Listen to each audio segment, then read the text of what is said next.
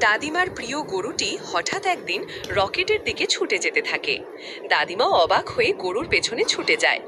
গরুটি সিঁড়ি বেয়ে রকেটের ভিতরে ঢুকে পড়ে। ঠিক তখনই রকেট চালু হয়ে যায়। দাদিমা হাঁ করে তাকিয়ে থাকে, কিছুই করতে পারে না। তিনি কান্নায় ভেঙে পড়েন, বুক ফেটে যায় তার গরুর জন্য।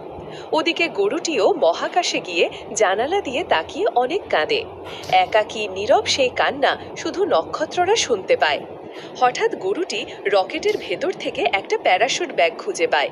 সাহস করে সে রকেটের জানালা দিয়ে লাফ দেয়। গরুটি মহাকাশে ভেসে ভেসে নিজের গ্রহের দিকে ফিরতে শুরু করে। দীর্ঘ পথ পেরিয়ে এক সময় সে পৃথিবীতে পৌঁছায়। ছুটে যায় দাদিমার কাছে। দাদিমা চোখ ভিজিয়ে তাকে জড়িয়ে ধরেন। এই ভালোবাসার মুহূর্তে শুধু খুশির জোয়ার।